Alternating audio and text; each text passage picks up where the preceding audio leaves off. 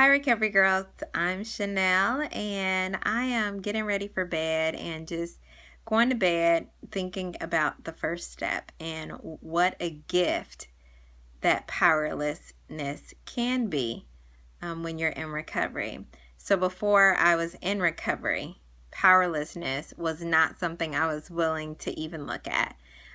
For one, I had been a victim of some various abuses in the past. So I hated the idea of being powerless because powerless is something I knew very well. And my powerlessness really harmed me. But when I came into recovery, I learned that powerlessness is actually a gift. And I say that in the sense of admitting that I am powerless over my dependencies and my codependency allows me to know that I can't do it. So it kind of lets me off the hook. I don't have to be responsible for fixing myself or fixing another person or changing a circumstance or situation because I am powerless. It is beyond my ability to control, change, or influence. I didn't cause it, I can't cure it, and I can't control it. And that refers to me as well as others around me. Now, what admitting my powerlessness does do when I look to God as a power that is greater than myself to restore me to sanity, I open myself up to Him. It creates and cultivates humility because I'm saying, look, God, I can't do this.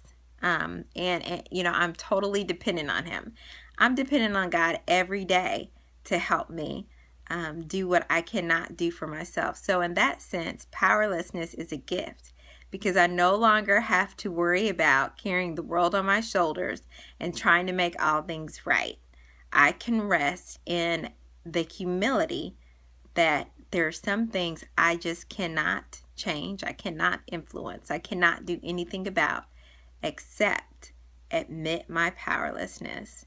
See it as a gift that helps me to turn towards God and rely on Him to do what only He can do.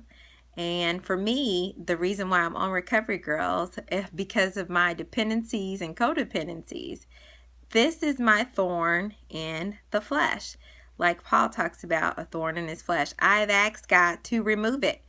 I want Him to just completely remove it so I never have to deal with it again. But just like Paul, I believe that I've been given this thorn to keep me humble and to keep me looking towards God because I know I can't make it without Him. And so in that sense, because of the closeness that I get to God and because I get to continue to practice reliance on Him, then I have a better relationship with Him. I have genuine intimacy with Him and connection. And I don't do it perfectly. Sometimes I do get in these zones where I think, okay, I've got this. Life is going well and I'm doing well. And then something happens or then a situation arises. And then I see, maybe I don't have it together like I thought I did. And then I get to come back from Pride Town, to Humility Lane. And I remember that I am powerless. And instead of allowing myself to feel victimized by the powerlessness, I choose to see it as a gift. It's this powerlessness that keeps me connected to a God that loves me and that longs to overshadow me with His goodness. And so today I can see powerlessness as a gift.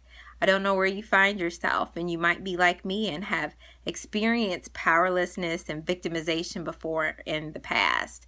But don't let that stop you from fully embracing step one, because this powerlessness, when we are admitting we are powerless and that our lives have become unmanageable, this powerlessness is a gift. It is a gift that leads us down the path to recovery and a journey with God and with community that is unlike any that you will experience anywhere else.